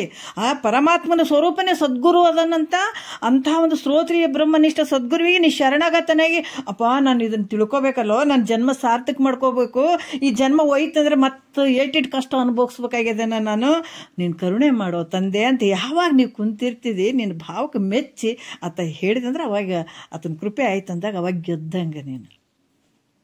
ಹೀಗೆಲ್ಲ ಆಗ್ಬೇಕಾಗ್ತದ. ಗುರು ಸುಮ್ಮನೆ ಒಲಿತಾನೇನಂದ್ರೆ ಒಲಿಯಂಗಿಲ್ಲ. ನೀನು ಎಷ್ಟು ಒಂದು ಭಾವ ಇಟ್ಕೋತಿದ್ದಿ, ಶ್ರದ್ಧೆ ಇಟ್ಕೋತಿದ್ದಿ, ಆ ರೀತಿ ನೀನು ಇಟ್ಕೊಂಡಷ್ಟು ನಿನಗೆ ಸ್ವಾನುಭವ ಅನುಭವ ಅಪರೋಕ್ಷ ಜ್ಞಾನ ಆಗುವಂಥದ್ದಿದು. ಸ್ವಾನುಭವ ತಾನೇ ಬಂದು ಸೇರ್ಬೇಕದು. ಅಂಥ ಒಂದು ಅನುಭವ ಇರಬೇಕು. ಮತ್ತು ಯುಕ್ತಿ ಮೊದಲಾದವುಗಳಿಂದಲೂ ಮತ್ತು ದೃಷ್ಟಾಂತನೂ ಕೊಡಂಗಿರಬೇಕು. ಅವೆಲ್ಲ ಮೊದಲಾದವುಗಳಿಂದ ಮತ್ತೆ ಸತ್ಪುರುಷರ ಸಹವಾಸ ಇರಬೇಕು. ಸತ್ಪುರುಷರ ಅಂತಂದರೆ ಸಜ್ಜನರ ಸತ್ಯ ವಸ್ತುವನ್ನು ತಿಳ್ಕೊಂಡಂಥವ್ರು. ಇಲ್ಲೆಲ್ಲರೂ ನಾವೊಂದು 4 ಪದ ಹಿಡಿದ್ಗಂದ್ರೆ ಸತ್ಸಂಗ ಅಂತ ಅಲ್ಲ ಅದು. ಸತ್ಯ ವಸ್ತು ಇರಬೇಕಲ್ಲಿ, ಸತ್ಯ ವಸ್ತುವನ್ನೇ ತಿಳ್ಕೊಂಡಿರ್ಬೇಕು ಅವರು. ಅಂಥ ಸತ್ಪುರುಷರ ಸಹವಾಸ ಹಂಗಿದ್ದಾಗ ಮಾತ್ರ ಅದಕ್ಕೆ ಸತ್ಸಂಗತ್ವ ನಿಸ್ಸಂಗತ್ವ. ಅಲ್ಲಿ ನಿಸ್ಸಂಗತ್ವ ಯಾವಾಗ ಬರ್ತದೆ ಅಂದರೆ ಅವ್ರ ಸಂಘ ಯಾವಾಗ ನೀ ಮಾಡ್ತಾ ಮಾಡ್ತಾ ಮಾಡ್ತಾ ಬರ್ತಿದ್ದಿ ಆವಾಗ ನಿನ್ನಲ್ಲಿರುವಂತಹ ಸಂಗತ್ವ ಭಾವ ಏನಿರ್ತದೆ ಹೋಗ್ತದೆ. ಅದು ಮೋಹದ ಭಾವ ಏನಾಗ್ತದೆ ಅದು ಹೋಗ್ತದೆ. ಮತ್ತು ಕುಂತದ್ದು ಅದೇ ಅಲ್ಲ, ನಮ್ಮ ಮನಸ್ಸಿನಲ್ಲಿ ಕೂತ್ಕೊಂಡು ಇಷ್ಟೆಲ್ಲ ಉಚ್ಚಾಟಕ್ಕೆ ಕೆಲಸಕ್ಕೆ ಮಾಡೋದು ಯಾವುದು? ನಮ್ಮ ಮನಸ್ಸಿನಲ್ಲಿರುವಂಥ ಇದೇ ಮೋಹ, ಇದೇ ಸಂಗತ್ವ. ಶರೀರದ ಒಂದು ಸಂಘ, ಮನೆ ಒಂದು ಸಂಘ, ಹೆಂಡತಿ ಮಕ್ಕಳ ಸಂಘ, 1 2 ಬೇಕಾದ್ರೆ ಸಂಘದಾಗ ಅದೀವಿ ನಾವೀಗ. ಸಂಘದ ಮೆಂಬರ್ಸ್ ಆಗ್ತೀವಿಲ್ಲ, ಅದ್ರಾಗ ಎಷ್ಟೋ ಜನ್ಮದಿಂದ ಈ ಶರೀರದ ಸಂಘದ ಮೆಂಬರ್ಸೇ ಆಗಿಬಿಟ್ಟಿವಿ ನಾವೀಗ. ಅದಕ್ಕೆ ಅದರಿಂದ ಹೊರಗೆ ಬಾ ಅಂತಾರೆ ಅವರು. ಆ ಸಂಘದಿಂದ ಹೊರಗೆ ಬಾ. ಅದಕ್ಕೆ ಎಲ್ಲಿ ಆಗ್ತದಂದ್ರೆ ಸತ್ಸಂಗತ್ವ ನಿಸ್ಸಂಗತ್ವ, ನಿಸ್ಸಂಗತ್ವ ನಿರ್ಮೋಹತ್ವ, ನಿರ್ಮೋಹತ್ವ ನಿಶ್ಚಿಂತತ್ವ, ನಿಶ್ಚಿಂತತ್ವ ಜೀವನ್ಮುಕ್ತಿ. ಎಷ್ಟು ಅದ್ಭುತ ನೋಡ್ರಿ. ಮತ್ತು ಇವು ಇಷ್ಟೇ ಆಗ್ತಾವಲ್ರಿ, ಇಷ್ಟೇ ಮಾಡಿಬಿಡ್ತೀವ್ರಿ, ಹಂಗಲ್ಲ. ಇದ್ರ ಭಾಳಷ್ಟು ಅದಾವಪ್ಪ ಇದರಲ್ಲಿ. ಮನುಷ್ಯನ ಶರೀರ ಅಂದ್ಗಳೇ ಶರೀರದಾಗ ಎಷ್ಟು ತುಂಬಿದೆ ಹೇಳ್ರಿ. ಬೇಕಾದಷ್ಟು ಸ್ಟಡಿ ಮಾಡೋದಕ್ಕೆ ಎಷ್ಟೋ ವರ್ಷ ತಗೊಳ್ತಾರಲ್ಲ ಮೆಡಿಕಲ್ ಮಾಡೋರು. ಅದ್ರಂಗೆ ಸಜ್ಜನರ ಸಹವಾಸ ಮಾಡಿ ನಮಗೆ ಅಲ್ಲಿ ನಿಸ್ಸಂಗತ್ವ ಬರಬೇಕಾದ್ರೂ ಟೈಮ್ ಬೇಕು, ಮತ್ತು ನಿರ್ಮೋಹತ್ವ ಬರಬೇಕಾದ್ರೂ ಟೈಮ್ ಬೇಕು. ಬರೀ ಕೇಳಿ ತಿಳ್ಕೊಳ್ಳೋದಲ್ಲ, ಆ ಪ್ರಕಾರ ಹೋದಾಗ ಟೈಮ್ ಬೇಕಾಗುತ್ತೆ. ಎಲ್ಲಿಂದ ಇವೆಲ್ಲ ಸಿಗ್ತಾವಂದ್ರೆ ಅದಕ್ಕೆ ಮಹಾತ್ಮರು ಎಷ್ಟು ಚಂದ ಬರ್ದಾರ ನೋಡ್ರಿ. ಹೇಳ್ತಾರೆ, ಶಿವಪಥ ನರಿವಡೆ ಗುರುಪಥ ಮೊದಲು, ಕೂಡಲ ಸಂಗಮ ದೇವ ನರಿವಡೆ, ಶರಣರ ಸಂಘವೇ ಮೊದಲೇ ಮೊದಲು. ನೋಡ್ರಿ, ಅದಕ್ಕೆ ಈ ಸಜ್ಜನರ ಸಹವಾಸದಾಗ ಇವೆಲ್ಲ ಆಗ್ತಾವ. ಅದು ಸತ್ಯವಂತರು ಅಂದ್ರೆ ಸತ್ಯ ವಸ್ತುವನ್ನ ತಿಳ್ಕೊಂಡಿರ್ಬೇಕು. ಅದಕ್ಕೆ ಸತ್ಸಂಗ ಅಂತಾರೆ. ಬರೀ ಒಂದು 4 ಭಜನೆ ಹಂಗೆ ಮಾಡಿದರೆ ಸತ್ಸಂಗ ಅಂದ್ರೆ ಅಲ್ಲಿ ಹಂಗಲ್ಲ, ಸತ್ಯ ವಸ್ತುವನ್ನೇ ತಿಳ್ಕೊಂಡಂಥ ಒಂದು ಸತ್ಸಂಗ ಅದು. ಅದಕ್ಕೆ ಈ ರೀತಿ ಸತ್ಪುರುಷರ ಸಹವಾಸದಿಂದಲೂ ಈ ದೇಹ ಏನಾಗ್ತದಲ್ಲಿ ನಾನು ಅನ್ನುವಂಥ ಬುದ್ಧಿಯನ್ನು ಅಲ್ಲಿ ಹೋಗುವಂಥದ್ದು, ಆ ಭಾವ ಸಂಪೂರ್ಣವಾಗಿ ಹೋಗ್ತದೆ. ಇದಕ್ಕೆ ನಾವು ಪ್ರಯತ್ನ ಮಾಡಬೇಕಾಗ್ತದೆ. ಎಂಥವ್ರ ಸಂಘ ಮಾಡ್ಬೇಕನ್ನೋದನ್ನು ನಾವು ಪ್ರಯತ್ನ ಮಾಡಬೇಕಾಗ್ತದೆ. ನಿಸ್ಸಂಶಯವಾಗಿ ಶರೀರ ನಾನು ಅಲ್ಲ ಅನ್ನುವಂಥದ್ದನ್ನು ಬಿಡಕ್ಕೆ ಸಾಧ್ಯ ಆಗ್ತದೆ ಅಲ್ಲಿ. ಮತ್ತು ಬಿಡಕ್ಕೆ ಸಾಧ್ಯ ಇದೆಲ್ಲನೂ ನಾವು ಅದಕ್ಕೆ ಹೇಳ್ತೀವಿ, ಜಗತ್ತಿನ ಒಳಗೆ ಲೌಕಿಕಕ್ಕೆ ಬಡ್ದಾಡ್ತೀವಿ, ಅದರಿಂದ ಬೆನ್ನು ಹತ್ತಿತೀವಿ, ಆದರೂ ನಮಗೇನು ಸಿಗಂಗಿಲ್ಲ. ಪ್ರಯತ್ನ ಮಾಡ್ತೀವಿ, ಸಿಗಂಗಿಲ್ಲ. ಯಾಕಂದ್ರೆ ಅದು ಸಿಗಂಗಿಲ್ಲ. ನೀನು ಬರಬೇಕಾದ್ರೆ ಬಂದಿರ್ತದ, ಸಿಗದೇ ಇದ್ರೆ ಸಿಗಂಗಿಲ್ಲ. ಅದಕ್ಕೆ ಎಷ್ಟೇ ಬೆನ್ನು ಹತ್ತಿರೋ. ಆದರೆ ಪರಮಾರ್ಥಕ್ಕೆ ನಾವೇನಾದರೂ ಪ್ರಯತ್ನ ಮಾಡ್ತೀವಿ ಅಂದರೆ ಇಲ್ಲ. ಆದರೆ ಪ್ರಯತ್ನ ಮಾಡಿದ್ರೆ ಖಂಡಿತ ಆದಿಲ್ಲಿ, ಇದಕ್ಕೆ ಫಲಗಳು ಅದಾವೆ. ಅದಕ್ಕೆ ಇಲ್ಲಿ ಕೂಡ ಹೇಳ್ತಾರೆ. ಮತ್ತೆ ದೇಹಾತ್ಮರ್ಗ ಅನೋನ್ಯ ವಿಲಕ್ಷಣತ್ವ ನಿರೂಪಣೆ ಸೂತ್ರ 4ಕ್ಕೆ ಪದ 27 ಅಂತ ಹೇಳ್ತಾರ. ಮತ್ತೆ ಇಲ್ಲಿ ಹೇಳ್ತಾರ, ಏನು ಹೇಳ್ತಾರ, 5ನೆಯ ಒಂದು ಸೂತ್ರ ನೋಡೋಣ ನಾವು ಸ್ವಲ್ಪ. ತನು ಗುಣವು ಆತ್ಮನಿಗಿಲ್ಲವೆಂತೆಂದೊಡೆ ತನುವಾಗಿ ಪರ ತನು ಗುಣದಂತೆ ಅಂತ ಹೇಳ್ತಾರೆ ಅವರು. ಅಂದ್ರೆ ತನುಗುಣವು ಆತ್ಮನಿಗಿಲ್ಲವು ಎಂತೊಂದೊಡೆ ನೋಡ್ರಿ. ಯಾಕಂತಂದ್ರೆ ಇಲ್ಲಿ ಏನು ಹೇಳ್ತಾರ, ದೇಹ ಇಂದ್ರಿಯಾದಿಗಳು ಇವು ಯಾವ ಸಂಬಂಧ ಇಲ್ಲ ಆತ್ಮನಿಗೆ. ಅವೇ ಸಂಬಂಧ ಇಲ್ಲ ಅಂದಮೇಲೆ ಅದ್ರ ಧರ್ಮ ಅದ್ರ ಸಂಬಂಧ ಅದಾವೇನು?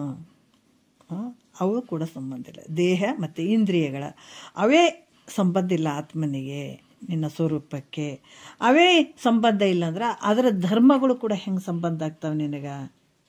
ಹಂಗೆ ಆಗಂಗಿಲ್ಲ. ಅದಕ್ಕೆ ಪರ ತನುಗುಣದಂತೆ ಅಂತ ಹೇಳ್ತಾರೆ. ಯಾಕಂದ್ರೆ ದೃಶ್ಯವಾಗಿ ತೋರುವಂಥ ಶರೀರದ ಧರ್ಮ ತನಗಿಲ್ಲ. ಇದು ಒಂದು ಪ್ರತಿಜ್ಞೆ, ಅಂದರೆ ಪ್ರಮಾಣ ಇದು. ಯಾಕಂದ್ರೆ ಇದು ಕಾರಣ ನೋಡ್ರಿ. ಯಾಕೆ ಅಂದರೆ ಇದು ಕಾರಣ ಹೆಂಗೆ? ಶರೀರನೇ ಇಲ್ಲ. ಅದಕ್ಕೆ ಇದೇನಂದ್ರೆ, ಯಾಕಂದರೆ ಶರೀರ ಇಲ್ಲವೇ ಇಲ್ಲ ನಿನ್ನ ಸ್ವರೂಪಕ್ಕೆ, ಇಲ್ಲ ಆತ್ಮನಿಗೆ ಶರೀರ ಇಲ್ಲವೇ ಇಲ್ಲ. ಇದು ಕಾರಣ. ಯಾಕಂದರೆ ಇದು ದೃಷ್ಟಾಂತ ಯಾವ ರೀತಿ ಅಂತ ಹೇಳ್ತಾರೆ ಅವರು, ಎರಡನೆಯವರ ಶರೀರ ಧರ್ಮದಂತೆ. ಎರಡನೆಯವರ, ಯಾಕೆ ಬೇರೆದವ್ರ ಶರೀರ ಹೆಂಗೈತಿ ಅದರಂಗೆ ಈ ಶರೀರ ನಿನ್ನ ಶರೀರ. ನೀನು ಯಾವತ್ತೂ ಈ ಶರೀರ ಆಗಕ್ಕೆ ಸಾಧ್ಯನೇ ಇಲ್ಲ. ಈ ರೀತಿ ತಿಳ್ಕೊಳ್ಬೇಕಾದಂಥದ್ದು. ಯಾವ ರೀತಿ ಬೇರೆದವರ ಶರೀರದ ಧರ್ಮ ನಿನಗೆ ಸಂಬಂಧ ಐತೆನಾ? ಇಲ್ಲಲ್ಲ. ಅದೇ ರೀತಿ ಕೂಡ ನಿನ್ನ ದೇಹದ ಧರ್ಮವು ನಿನಗೆ ಸಂಬಂಧ ಇಲ್ಲ. ಈ ರೀತಿ ಅನ್ನುವಂಥದ್ದು. ಮತ್ತು 1ನೇ ನುಡಿಯಲ್ಲಿ ಹೇಳ್ತಾರೆ, ದೇಹಾದಿಯನ್ನು ಕಾಣ್ಬನು ಆ ದೇಹಾದಿ ಕವಲ್ತು ದೇಹಾದಿಗಳ ಗುಣಕರ್ಮ ಊಹಿಸಿ ನೋಡು ಮೈತ್ರಿಯೇ, ನೀನಂತೂ ನಿರ್ದೇಹಿಯಾದ ಅರಿವಿಗಿಲ್ಲದು ಸತ್ಯ ಅಂತ ಹೇಳ್ತಾರೆ ಅವರು. ಏನು ಹೇಳ್ತಾರೆ? ದೇಹಾದಿ ಏನು ಅಂತಂದಾಗ ದೇಹ ಮೊದಲಾದವನ್ನು ಏನು ಕಾಣಿಸ್ಕೊಳ್ತಾವಲ್ಲ, ದೇಹ ಇಂದ್ರಿಯ ಕರಣ.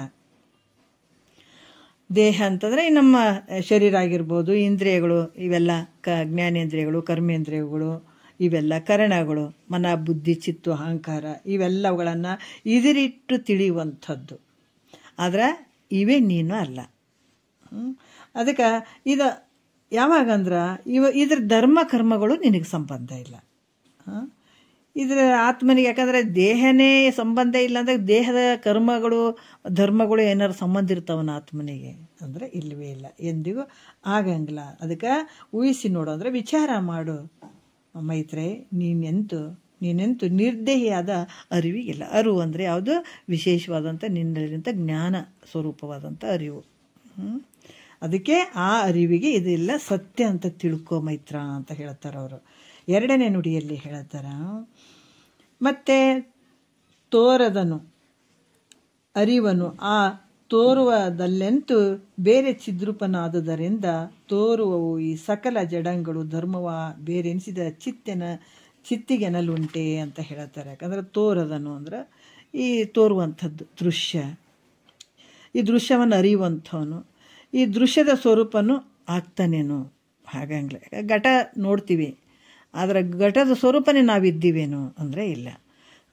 ಅದು ತಿಳಿಸಿಕೊಡುವಂಥದ್ದು ನಮ್ಮಿಂದ ಬೇರೆಯೇ ಅದ, ನಾವಿರುವಂಥದ್ದು ಬೇರೆಯೇ ಇದ್ದೀವಿ. ಯಾಕಂದರೆ ಅದು ಸಾಕ್ಷಿ ರೂಪವಾಗಿ ನಾವು ತಿಳ್ಕೊಳ್ತೀವಿ, ಆದರೆ ಅದೇ ಸ್ವರೂಪ ನಾವು ಆಗಂಗಿಲ್ಲ. ಘಟದ ಒಂದು ಘಟನೆ ನಾವು ಆಗಂಗಿಲ್ಲ. ಅದ್ರಂಗ ಕಾಣಿಸಿಕೊಳ್ಳುವಂಥದ್ದು ನಾವು ಹೆಂಗೆ ಆಗಂಗಿಲ್ಲೋ ಹಾಗೆ ಇಲ್ಲಿ ಕೂಡ ಈ ಜಡಗಳಾದಂಥ ದೇಹಾದಿಗಳ ಒಂದು ಗುಣಧರ್ಮ ಕೂಡ ಇಲ್ಲ. ಆತ್ಮನಿಗೆ ಯಾವುದು ಸಂಬಂಧ ಇಲ್ಲ. ಹೆಂಗದನಂದ್ರೆ ಸ್ವಯಂ ಪ್ರಕಾಶವಾಗ್ಯದನ. ಸ್ವಯಂ ಪ್ರಕಾಶ ನೋಡ್ರಿ, ನಮ್ಮೊಳಗಡೆನೆ ಇಂಥ ಒಂದು ಜ್ಯೋತಿರ್ಲಿಂಗ 12 ಜ್ಯೋತಿರ್ಲಿಂಗ ನೋಡಿದ್ರೆ ಮುಕ್ತರಾಗ್ತೀವಿ ಅಂತೀವಿ. ನೋಡ್ರಿ ಎಂಥ ಒಂದು ಅದ್ಭುತ. ಜ್ಯೋತಿರ್ಲಿಂಗಕ್ಕೆ ಎಷ್ಟು ನಾವು ಪ್ರಾಮುಖ್ಯತೆ ಕೊಡ್ತೀವಿ, ಆದ್ರೆ ಅದಕ್ಕಿಂತ ದೊಡ್ಡ ಜ್ಯೋತಿರ್ಲಿಂಗ ನಿನ್ನೊಳಗೆ ಐತೆ. ಮೊದಲು ಇದನ್ನು ತಿಳ್ಕೊ. ಅವು ಹೇಳಿದಾರ, ಅವನ್ನ ನಿನ್ನ ಒಳಗಿರುವಂಥ ಜ್ಯೋತಿರ್ಲಿಂಗನ ತಿಳ್ಸಕ ಮ್ಯಾಲೆ ಒಂದು ಸ್ವಲ್ಪ ಹೇಳಿದಾರೆ, ಒಮ್ಮೆಲೆ ಅರ್ಥ ಆಗಂಗಿಲ್ಲ ಇದಕ್ಕಂತ ಹೇಳ್ಬಿಟ್ಟು ಆ ರೀತಿ ಹೇಳ್ಕೊಂಡು ಬಂದಿದ್ದಾರೆ ಹೊರತಾಗಿ ಇಲ್ಲಿ ಹೇಳ್ತಾರೆ ಆ ಸ್ವಯಂ ಪ್ರಕಾಶ ರೂಪನದಂಥ ಆತ್ಮ ಹೆಂಗದ ನಿನ್ನೊಳಗೆ ಜ್ಯೋತಿರ್ಲಿಂಗ ಸ್ವರೂಪದನದ, ಏನು ಯಾವಾಗಲೂ ಬೆಳಗ್ತಾ ಇರುವಂಥವನದ. ಅದಕ್ಕೆ ಜ್ಯೋತಿ ಬೆಳಗುತ್ತಿದೆ ವಿಮಲ ಪರಂ ಜ್ಯೋತಿ ಬೆಳಗುತ್ತಿದೆ, ಮಾತು ಮನಗಳಿಂದ ತತ್ತ ಮೀರಿದ ಸಾತಿಶಯದ ನಿರುಪಾದಿಕ ನಿರ್ಮಲ ಜ್ಯೋತಿ ಬೆಳಗುತ್ತಿದೆ. ಅಂಥ ಜ್ಯೋತಿ ಸ್ವರೂಪನೇ ನಿನ್ನೊಳಗೆ ಐತೆ. ಮೊದಲು ಅದು ನೋಡ್ಕೊಂಡು ಬಿಟ್ರೆ ಮುಗ್ದ ಹೋಯ್ತ್ರಿ. ಎಲ್ಲಕ್ಕಿಂತ ಶ್ರೇಷ್ಠವಾದಂಥದ್ದು ನಿನ್ನೊಳಗೆ ಅಡಿಗೆದದು. ಅದಕ್ಕೆ ಈ ರೀತಿ ಸ್ವಯಂ ಪ್ರಕಾಶ ರೂಪನದ ಆತ್ಮನಿಗೆ ಹೆಂಗದ ಈ ದೇಹಾದಿ ಗುಣಧರ್ಮಗಳು ಯಾವ ಸಂಬಂಧ ಇಲ್ಲ. ದೇಹಾದಿಗಳ ಧರ್ಮಗಳು ಯಾವುದೂ ಇಲ್ಲ, ಆತ್ಮನಿಗೆ ಸಂಬಂಧ ಇಲ್ಲ. ನಿನ್ನಲ್ಲಿರುವಂಥ ಜ್ಯೋತಿ ಸ್ವರೂಪಕ್ಕೆ ಯಾವುದು ಸಂಬಂಧ ಇಲ್ಲ. ಮತ್ತು 3ನೇ ನುಡಿಯಲ್ಲಿ ಹೇಳ್ತಾರೆ, ಇಲ್ಲಿ ಹೇಳ್ತಾರೆ ತನು ಧರ್ಮವು ಆತ್ಮನಿಗಿಲ್ಲ ಆವ ಅನುವಿಂದ. ತನು ಧರ್ಮವು ಆತ್ಮನಿಗೆ ಆವ ಅನುವಿನಿಂದ ತನುವಾಗಿ ತಿಳಿ ದೇವದತ್ತನ ತನು ಧರ್ಮವದು ಯಜ್ಞದತ್ತನಿಗಿಲ್ಲವೆಂದೆನಿಪಂತೆ ಮೈತ್ರಿಯೇ ನಿಜದಿಂದ ಅಂತ ಹೇಳ್ತಾರೆ. ಈಗ ಶರೀರದ ಧರ್ಮ ಆತ್ಮನಿಗೆ ಯಾವ ರೀತಿಯಿಂದ ನೋಡಿದರೂ ಕೂಡ ಸಂಬಂಧ ಇಲ್ಲ. ಶರೀರದ ಗುಣಧರ್ಮಗಳು ಯಾವ ರೀತಿಯಿಂದ ಆವ ಅಣುವಿನಿಂದ ಈ ನೋಡಿದರೂ ಕೂಡ ಅದು ಸಂಬಂಧ ಇಲ್ಲ. ಯಾಕಂತಂದ್ರೆ ಇದಕ್ಕೆ ಹೇಳ್ತಾರೆ ಅವರು ಒಂದು ದೃಷ್ಟಾಂತ ಹೇಳ್ತಾರೆ. ಈ ಶರೀರ ಹೆಂಗದ, ಶರೀರದ ಸಂಬಂಧಗಳಾಗಿರುವಂಥದ್ದು ಏನಂತಂದ್ರೆ ನಾ ಕಪ್ಪಿದ್ದೀನಿ ಅನ್ನುವಂಥದ್ದು, ಇದು ಈ ಶರೀರದ ಒಂದು ಸಂಬಂಧವಾಗಿರುವಂಥದ್ದು. ನಾನು ಕಪ್ಪಿದ್ದೀನಿ ಅಂತ ಹೇಳ್ತೀನಿ, ಕೆಂಪದೀನಿ ಅಂತ ಹೇಳ್ತೀವಿ, ಸೊರಗಿದ್ದೀನಿ ಅಂತ ಹೇಳ್ತೀನಿ, ದಪ್ಪದೀನಿ ಅಂತ ಹೇಳ್ತೀನಿ. ಈ ಮತ್ತು ಬಾಲ್ಯದ ಅವಸ್ಥೆಗಳು ಬಾಲ್ಯ ಯೌವನ ಮುಪ್ಪು ಅನ್ನುವಂಥದ್ದು. ಆಮೇಲೆ ಇವೆಲ್ಲ ಶರೀರಕ್ಕೆ ಸಂಬಂಧಪಟ್ಟಂಥವು ಇವೆಲ್ಲನೂ. ನಾನು ಕಪ್ಪಿದ್ದೀನಿ, ಕೆಂಪದೀನಿ, ಸೊರಗಿದ್ದೀನಿ, ದಪ್ಪದೀನಿ, ಮತ್ತು ಬಾಲ್ಯ ಬರುವಂಥದ್ದು, ಯೌವನ ಬರುವಂಥದ್ದು, ಮುಪ್ಪು ಬರುವಂಥದ್ದು, ಸಾಯ್ತೀನಿ ಅನ್ನುವುದು, ಹುಟ್ಟುತ್ತೀನಿ ಅನ್ನುವಂಥದ್ದು, ಹುಟ್ಟಿದಂಗೆ ಆಗೋದು, ಸುತ್ತಂಗೆ ಆಗೋದು, ಅನೇಕ ಧರ್ಮಗಳು ಯಾವುದಕ್ಕದ ಶರೀರಕ್ಕದಾವ. ಆದರೆ ಇವೆಲ್ಲ ಆತ್ಮನಿಗೆ ಅದಾವೇನೋ ಅಂದರೆ ಇಲ್ಲ. ಯಾಕಂದ್ರೆ ಆತ್ಮ ಹೆಂಗದಾನ, ದೇಹ ರಹಿತನಾಗಿರುವಂಥವನತ. ಯಾವುದೂ ಸಂಬಂಧ ಇಲ್ಲ. ಆತ್ಮನಿಗೆ ದೇಹ ಐತೇನು ಅಂದರೆ ಇಲ್ಲ, ದೇಹ ರಹಿತನಾಗಿರುವಂಥವನು. ಅದಕ್ಕೆ ಈ ದೇವದತ್ತನ ಶರೀರದ ಧರ್ಮಗಳು, ಯಾಕಂತಂದ್ರೆ ಈಗ ದೇವದತ್ತ ಅಂತ ಒಬ್ಬ ವ್ಯಕ್ತಿ ಅದಾನ, ಇನ್ನೊಬ್ಬನಿ ಅದನ್ನ ಯಜ್ಞದತ್ತ ಅಂತ ಅದಾನ. ಆದರೆ ದೇವದತ್ತನ ಒಂದು ಶರೀರದ ಧರ್ಮಗಳು ಆ ಯಜ್ಞದತ್ತನಿಗೆ ಅದಾವೇನು ಇಲ್ಲ. ಈತನ ಯಜ್ಞದತ್ತನ ಈ ಶರೀರದ ಧರ್ಮಗಳು ದೇವದತ್ತನಿಗೆ ಅದಾವೇನು ಇಲ್ಲ. ಅದೇ ರೀತಿ ಕೂಡ ಇಲ್ಲಿ ದೇಹದ ಧರ್ಮಗಳು ಆತ್ಮನಿಗೆ ಇಲ್ಲ ಅಂತ ತಿಳ್ಕೊ. ನಿನ್ನ ದೇಹದ್ದೇ ಆ ಧರ್ಮಗಳು ನಿನ್ನಲ್ಲಿರುವಂಥ ಆತ್ಮನಿಗೆ ಇದು ಯಾವುದಕ್ಕೂ ಸಂಬಂಧ ಇಲ್ಲ ಅಂತ ಹೇಳ್ತಾರೆ ಅವರು. ಮತ್ತೆ ಇನ್ನೊಂದು ಹೇಳ್ತಾರೆ, 4ನೇ ನುಡಿ ನೋಡೋಣ ಏನು ಹೇಳ್ತಾರೆ ಅಂತಂದ್ರೆ, ಆತ್ಮನು ದೇಹಾದಿಗಳ ಸ್ವರೂಪ ಅದನೇನು ಅಂದರೆ ಇಲ್ಲ, ದೇಹಾದಿಗಳ ಸ್ವರೂಪ ಅಲ್ಲ ಆತ್ಮ. ಯಾಕಂದರೆ ಅವುಗಳಿಂದ ಉತ್ಪನ್ನವಾದಂಥ ಧರ್ಮ ಸ್ವರೂಪನೂ ಅದಾನೇನು, ಶರೀರದಿಂದ ಉತ್ಪನ್ನ ಆದಂಥ ಏನು ಧರ್ಮಗಳು ಅದಾವಲ್ಲ ಇದ್ರ ಸ್ವರೂಪ ಏನಾದರೂ ಆತ್ಮ ಅದಾನೇನಂದರೆ ಇಲ್ವೇ ಇಲ್ಲ ನೋಡ್ರಿ. ಅದಕ್ಕೆ 4ನೇ ನುಡಿಯಲ್ಲಿ ಹೇಳ್ತಾರೆ, ತನು ಅಲ್ಲ, ಇಂದ್ರಿಯವೂ ಅಲ್ಲ, ಆ ಮತಿ ಮುಖ್ಯವೆನಿಪ ಕಾರಣವಲ್ಲವು ಆತ್ಮನು ಅನಿತ್ಯಕ್ಕೆ ಸಾಕ್ಷಿಕನಾದುದರಿಂದ ತಜ್ಜನಿತ ಧರ್ಮಗಳ ಆತ್ಮನೋ ಅಲ್ಲ ಅಂತ ಹೇಳ್ತಾರೆ. ಆತ್ಮ ಹೆಂಗದಾನ ಅಂದ್ರೆ ತಾನು ದೇಹ ಇಂದ್ರಿಯ ಕರಣ ಸ್ವರೂಪ ಆಗ್ತಾನೇನೋ ಆತ್ಮ ಅಂದ್ರೆ ಇವು ಯಾವ ಸಂಬಂಧ ಇಲ್ಲ ನೋಡ್ರಿ. ನಾವು ಇಲ್ಲೇ ಕೂತ್ಕೊಂಡಿವಿ, ಮುಂದಕ್ಕೆ ಹೋಗೋಕ್ಕಾಗವಲ್ದು. ಎಷ್ಟು ಪರಿಪರಿಯಾಗಿ ಮಹಾತ್ಮರು ತಿಳಿಸ್ತಾರಲ್ರಿ. ಇವೇನು ಕಣ್ಣಿಗೆ ತೋರಕತ್ತೇವೆ, ಹೌದಪ್ಪ. ಈಗ ಸಮುದ್ರ ಕಾಣಿಸ್ತದಲ್ಲ, ಸಮುದ್ರದ ಮ್ಯಾಲೆ ವಿಚಾರ ಮಾಡಿ ಸಮುದ್ರದ ಮ್ಯಾಲೆ ಹಿಂಗೆ ಕೈ ಬಡಿದ್ರೆ, ಈಜಾಕ್ ಹೋಗಿ ಹಿಂಗೆ ಕೈ ಬಡಿದ್ರೆ ಅಲ್ಲೇ ದಮ್ಗಟ್ಟಿ ಸತ್ತು ಹೋಗ್ಬಿಡ್ತೀವಿ ಒಂದನೇದ್ದು. ಆಮೇಲೆ ಹುಡ್ಕಕ್ಕೆ ಹೋದ್ರೆ ಏನಾಗ್ತದೆ, ಅಲ್ಲಿ ಕೆಲವು ಕಪ್ಪೆ ಚಿಪ್ಪು ಅವು ಇವು ಕಸ ಕಡ್ಡಿ ಇಂಥವೆಲ್ಲ ಸಿಗ್ಬೋದು. ಆದ್ರೆ ಆ ಒಂದು ಸಮುದ್ರದ ಒಳಗಡೆ ಮುತ್ತು ರತ್ನ ಗರ್ಭೀಕರಿಸ್ಕೊಂಡಿರ್ತದ ಸಮುದ್ರ, ಮೇಲೆ ಸಿಕ್ಬಿಡ್ತಾವನೇ ಎಲ್ಲಷ್ಟು. ಒಂದು ಜೇನುಳ, ಒಂದು ಸಿಹಿಯಾದ ಜೇನನ್ನು ಸ್ವೀಕಾರ ಮಾಡ್ಬೇಕಂದ್ರೆ ಹಲವಾರು ಹುಳಗಳನ್ನು ಇಟ್ಟಿದ್ದಾನೆ. ಅದನ್ನು ನಿನಗೆ ತಾಕತ್ತ ಅಂಥ ಸ್ವೀಟ್ ನೀ ತಿನ್ಬೇಕಾದ್ರೆ ಹುಳಗಳನ್ನು ತೆಗಿಸಿಬಿಟ್ಟು ನೀ ತಿನ್ನು, ಹೆಂಗೆ ತಿನ್ನು ಅಂತ ಇಟ್ಟಿದ್ದಾನೆ. ಬಂಗಾರ ಎಲ್ಲಾದ್ರೂ ಕಡಕ್ಕೆ ಬಿದ್ದು ಕಾಣಿಸ್ತದೆ, ಕಡಕ ಅದೇನು ಎಲ್ಲಾದರೂ ಅಂದರೆ ಇಲ್ಲ, ಅದು ಭೂಮಿಯಲ್ಲಿ ಅಡಗಿಸಿಬಿಟ್ಟಿದ್ದಾನೆ. ನೀನು ತಾಕತ್ತಿದ್ರೆ ಅದು ತೆಗಿ, ನೀನು ಆ ಬಂಗಾರವನ್ನು ತಕ್ಕೋ. ಮುತ್ತು ರತ್ನ ಬೇಕಾದರೆ ಸಮುದ್ರ ಏನು ಆಳದಲ್ಲಿ ನೋಡು. ಅದ್ರಂಗೆ ಈ ಶರೀರ ಕೊಟ್ಟಿದ್ದಾನಲ್ಲ, ಇಲ್ಲಿ ಇಂದ್ರಿಯ, ಈ ಶರೀರ ಒಂದು ಹೊದಿಕೆ, ಇದ್ರ ಮೇಲೆ ಇಂದ್ರಿಯಗಳು ಒಂದು ಹೊದಿಕೆ. ಎಷ್ಟು ನೋಡ್ರಿ ಇದು. ಇಲ್ಲೇ ಎಲ್ಲರೂ ಇಲ್ಲೇ ಕೈ ಕಾಲು ಬಿಡ್ದು ಸತ್ತು ಹೋಗೋದು. ಈ ಭವಸಾಗರದಾಗ ಈ ಶರೀರ ನಾನು ಅನ್ನುವಂಥದ್ದು, ಇದರಲ್ಲಿ ಈಜೋದು. ಶರೀರ ನಾನು ಅಂದಾಗ ಮತ್ತು ಹಲವಾರು ದುಃಖಗಳು ಅದಾವ, ಒಂದಲ್ಲ ಎರಡಲ್ಲ ದುಃಖಗಳು. ಬಾಲ್ಯ ಆಯಿತು, ಯೌವನ ಆಯಿತು, ಮುಪ್ಪಾಯಿತು, ಜನನ ಆಯಿತು, ಮರಣ ಆಯಿತು, ನಾವು ಸತ್ತಿನಪ್ಪ ಅನ್ನೋದು, ರೋಗ ಬಂತು ಅನ್ನೋದು, ಬರೀ ಇದರಲ್ಲೇ ಈಜೋದು. ಈಜಕ್ಕೆ ಬರೋವಲ್ದು, ಕೈ ಕಾಲು ಬಡಿತೀವಿ. 40-50 ವರ್ಷಕ್ಕೆ ಬಂದೀವಿ, ದಮ್ಮಗಟ್ಟಿ ಮನುಷ್ಯ, ಅಲ್ಲೇ ಸತ್ತೋಗ್ಬಿಡ್ತೀವಿ ನೋಡ್ರಿ. ಮುಗಿದೋಯ್ತು, ಇನ್ನೊಂದು 4-5 ವರ್ಷ, ಆ ಕಡೆ ಒಂದು 10 ವರ್ಷ, ಅಲ್ಲೇ ಬಡ್ದು ಸತ್ತು ಹೋಗ್ಬಿಡೋದು. ಅದರ ಮುಂದೆ ಈಜಕ್ಕೆ ಹೆಂಗೆ ಈಜ್ಬೇಕು ಅನ್ನೋದು ನಮಗೆ ಗೊತ್ತಿಲ್ಲ. ಇವೆಲ್ಲ ಹೊದಿಕೆಗಳು ನಮಗೆ. ಈ ಶರೀರ ಅನ್ನುವಂಥದ್ದಾಗಿರ್ಬೋದು, ಇಂದ್ರಿಯಗಳಾಗಿರ್ಬೋದು, ಈ ವ್ಯವಹಾರಗಳಾಗಿರ್ಬೋದು, ಈ ಅರ್ಷಡ್ ವರ್ಗಗಳಾಗಿರ್ಬೋದು. ಅದಕ್ಕೆ ಅನ್ನಮಯ ಕೋಶ, ಮತ್ತು ಅದರೊಳಗೆ ಪ್ರಾಣಮಯ ಕೋಶ, ಅದರೊಳಗೆ ಮನೋಮಯ ಕೋಶ, ಅದರೊಳಗೆ ವಿಜ್ಞಾನಮಯ ಕೋಶ, ಅದರೊಳಗೆ ಆನಂದಮಯ ಕೋಶ. ಏನ್ರಿ ಇವೆಲ್ಲ?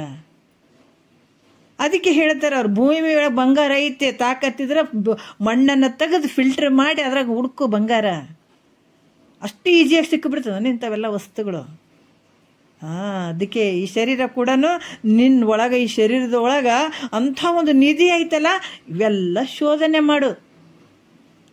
ಇಲ್ಲೈತ ಬಂಗಾರ, ಇಲ್ಲೈತೆ ಬಂಗಾರ, ಶರೀರದಾಗ ಐತೆ, ಶರೀರ ಇಂಥದಕ್ಕೆ ಐತಿ ನೋಡು, ಅಷ್ಟೇ. ಅದು ನಿನಗೆ ಒದಿಕೆ ಆಗಿಬಿಟ್ಟದ, ಅದನ್ನು ದಾಟಬೇಕಲ್ಲ ನೀನು. ಶರೀರ ಭಾವವನ್ನು ದಾಟಬೇಕು. ಇದು ನೀನಲ್ಲ. ಅನ್ನಮಯ ಕೋಶ ಎಲ್ಲ ಇಲ್ಲೇ ದಮ್ಗಟ್ಟು ಸಾಯ್ತಾ ಇದ್ದೀವಿ. ಅದಕ್ಕೆ ಮಹಾತ್ಮರು ಹೇಳ್ತಾರ, ಇವ್ಯಾವ ಈ ಶರೀರ ಅಂತ ನೀ ಹಿಡ್ಕೊಂಡಿ ಅಂದ್ರೆ ಎಲ್ಲ ದುಃಖಗಳು ಬಂದು ಒದಗ್ತಾವೆ ನಿನಗೆ. ದುಃಖಕ್ಕೆ ಮೂಲ ಕಾರಣನೇ ಶರೀರ. ಅಂದ್ರೆ ನಾನು ಶರೀರ ಇದ್ದೀನಿ ಅನ್ನುವಂಥ ಭಾವ. ಶರೀರ ಬಿಡ್ರಿ, ದುಃಖದ ಕೇಡಂತ ಹೇಳಿಲ್ಲ ಮಹಾತ್ಮರು. ನಿಜಗೊಂಡ್ರೆ ಏನು ಹೇಳಿದ್ರ, ಶರೀರನ ಕಡ್ದ ಕೇಸ ಆ ಕಡೆ ತುಂಡು ಮಾಡಿ ಹಾಕ್ರಿ, ಅಥವಾ ಶರೀರನ ಸಾಯಿ ಹೊಡೀರಿ ಅಂತ ಹೇಳಿಲ್ಲ. ಇದು ತಪ್ಪು ತಿಳ್ಕೊಳಂಗಿಲ್ಲ. ಆದ್ರೆ ಶರೀರದ ಮೇಲೆ ಇಟ್ಟಂತ ನಿನ್ನ ಮೋಹ ಭಾವ ಐತಲ್ಲ, ಮತ್ತು ನಾವು ಹುಟ್ಟಿನಿಂದ ಸಾಯೋವರೆಗೂ ಶರೀರನ್ನೇ ನೋಡೋರು. ನಾವು ಯಾವತ್ತು ಶರೀರದ ಮೇಲೆ ಬರೀ ಕಾಳಜಿ ಮಾಡೋರು. ಮಾಡಬಾರ್ದಂತಲ್ಲ, ಅದಕ್ಕೆ ಏಟಿರ್ಬೇಕು ಅಟ್ಟಿರ್ಬೇಕು. ಅದ್ರ ಮೇಲೆ ಜಾಸ್ತಿ ಮೋಹ ಮಾಡಿ ಇದನ್ನು ಕಳ್ಕೊಳಂಗಿಲ್ಲ. ಅದಕ್ಕೆ ಎಷ್ಟು ಮಾಡ್ಬೇಕು ಅದನ್ನು ನೀ ತಿಳ್ಕೊಳ್ಬೇಕು. ಇದು ಶರೀರ ಅಂದರೆ ಏನು, ಯಾತಕ್ಕೆ ಬಂತು, ಇದ್ರಾಗ ಏನೇನು ಅದಾವ ಅಂತ ನೀ ತಿಳ್ಕೊಳ್ಬೇಕಾಗ್ತದೆ. ಅದಕ್ಕೆ ಶರೀರದ ಭಾವ, ತನು ಭಾವ ಒಳೆಯ ದುಃಖದ ಕೇಡು ಅಂತ ಹೇಳಿದಾರೆ ಅವರು. ಶರೀರವನ್ನು ಕಡ್ದು ಪೀಸ್ ಮಾಡಿ ಆ ಕಡೆ ಹಾಕ್ರಿ, ಶರೀರ ಸತ್ತ ಮೇಲೆ ಮುಕ್ತಿ. ಎಷ್ಟೋ ಜನ ಹೇಳ್ತಾರಲ್ಲ, ಒಬ್ಬಕ್ಕೆ ಹಂಗೆ ಹೇಳಿದ್ದೀನಿ ನಾನು, ಭಾಳ ಸಲ ಹೇಳಿದ್ದೀನಿ. ವೈಕುಂಠ ಆರಾಧನೆ ದಿವಸ ಹೇಳಿದ್ರು ಒಬ್ಬರು ಜ್ಯೋತಿಷಿಗಳು. ಏನು ಹೇಳಿದರು, ಇವತ್ತು ಸತ್ರ ಮುಕ್ತಿ ಎಲ್ಲ ಸ್ವರ್ಗದ ಬಾಗಿಲಿನ ತೆಗೆದಿರ್ತಾವೆ, ಎಲ್ಲ ಮುಕ್ತಿನೇ ಆಗ್ಬಿಡ್ತಾವೆ ಅಂತ ಹೇಳಿದ್ರು. ಆಕಿ ಪಾಪ ತುಂಬ ಕುಟುಂಬದಕ್ಕಿ ಹೋದ್ರು, ಉಂಡ್ಳು ತಿಂದಳು, ಹೋಗಿ ನೇಣು ಹಾಕ್ಕೊಂಡ್ಬಿಟ್ರು ರಾತ್ರಿ. ಅಂದರೆ ಶರೀರನ ಹೋದ ತಕ್ಷಣ ನೀನು ಮುಕ್ತಿ ಆಗ್ತದ? ಶರೀರ ಇದ್ದಾಗೆ ಮುಕ್ತನಾಗಬೇಕಾಗ್ಯದ. ಜೀವನ್ ಮುಕ್ತ ಅಂದ್ರೆ ಶರೀರ ಇದ್ದಾಗ ಪಡ್ಕೊಳ್ಬೇಕಾದಂಥದ್ದು. ಶರೀರ ಕಳ್ಕೊಂಡು ಏನು ಪಡ್ಕೊಳಕ್ಕೆ ಸಾಧ್ಯ ಅದ? ಹಂಗೆ ಶರೀರ ಹೋದ್ಮೇಲೆ ಮುಕ್ತಿ ತಗೊಳ್ಳುವಂಥದ್ದಲ್ಲ. ಶರೀರ ಇದ್ದಾಗೆ ಶರೀರವನ್ನು ತಿಳ್ಕೊಂಡು, ಶರೀರದ ಮೇಲಿರುವಂಥ ಭಾವವನ್ನು ಬಿಟ್ಕೊಂಡು, ಶರೀರದ ಮೇಲಿರುವಂಥ ಮೋಹವನ್ನು ಬಿಟ್ಕೊಂಡಿದ್ದೆ ಆದರೆ ಅಲ್ಲಿ ನಿನಗೆ ಏನಂದ್ರೆ ಜನನ ಮರಣ ರಹಿತನಾಗಕ್ಕೆ ಸಾಧ್ಯ ಆಗ್ತದೆ. ಯಾವಾಗ ಶರೀರ ನಾನು ಅಂದ್ಕೊಂಡೆ ಅಂದ್ರೆ ಹಲವಾರು ಶರೀರಕ್ಕೆ ಸಂಬಂಧಪಟ್ಟಂಥದ್ದೇ ಎಲ್ಲ ಉಳಿದದ್ದೆಲ್ಲಷ್ಟು ದುಃಖ ಬರುವಂಥದ್ದೇ ಶರೀರಕ್ಕೆ ಸಂಬಂಧಪಟ್ಟದ್ರಿಂದನೇ ದುಃಖ ಬರುವಂಥದ್ದು. ಅದಕ್ಕೆ ಮಹಾತ್ಮರು ಮೊದಲೇನು ಮಾಡಿದ್ರು, ಈ ಶರೀರ ನಾನಲ್ಲ, ನಂದು ಅಲ್ಲ. ಇದಕ್ಕೆ ಶರೀರಕ್ಕೆ ಆಧಾರವಾಗಿ ಇರುವಂಥ ಪರಬ್ರಹ್ಮ ಸ್ವರೂಪ ಅದನ್ನು ಅವರು ತಿಳ್ಕೊಂಡ್ರು, ಅದೇ ಸ್ವರೂಪನೇ ಅವರಾದರು. ಇವೆಲ್ಲ ತೋರಿಕೆಗೆ ಬಂದಂಥ ಈ ಶರೀರ ಇದು ನಾನು ಆಗಂಗಿಲ್ಲ, ನಂದು ಆಗಂಗಿಲ್ಲ ಅನ್ನುವಂಥ ಭಾವ ಬಿಟ್ಕೋ ಅಂತ ಹೇಳ್ತಾರೆ ಮಹಾತ್ಮರು. ಹೀಗಾಗಿ ಈ ರೀತಿಯಾಗಿ ಅದಕ್ಕೆ ದೇಹ ಇಂದ್ರಿಯಾದಿಗಳು ಅವೇ ಅಲ್ಲ, ನೀನು ದೇಹ ಇಂದ್ರಿಯಾದಿಗಳೇ ನೀನಲ್ಲಂದ್ರೆ ಅದರಿಂದ ಕಾರ್ಯರೂಪದ ಧರ್ಮಗಳು ಏನದಾವ, ಇಂದ್ರಿಯಗಳ ಧರ್ಮಗಳು ಇವ್ಯಾವ ಆತ್ಮನಿಗೆ ಸಂಬಂಧ ಇಲ್ಲಪ್ಪ, ನಿನಗಿದು ಯಾವುದು ಸಂಬಂಧ ಇಲ್ಲ, ಸುಮ್ಮನೆ ಆರೋಪ ಮಾಡ್ಕೊಂಡು ದುಃಖ ಅಂತ ಕೂತ್ಕೊಂಡಿದೆ, ಇವೆಲ್ಲ ನೀನಾಗಕ್ಕೆ ಸಾಧ್ಯ ಇಲ್ಲ ಅಂತ ಹೇಳುವಂಥ ವಿಚಾರ. ಮತ್ತು ನಾಳೆ 6ನೇ ಸೂತ್ರದಿಂದ ನೋಡೋಣ. ಒಂದೆರಡು ಮದ್ದು ಗುರುಗಳ ಪಾದಕ್ಕೆ ಅರ್ಪಿಸಿ ಹರವು.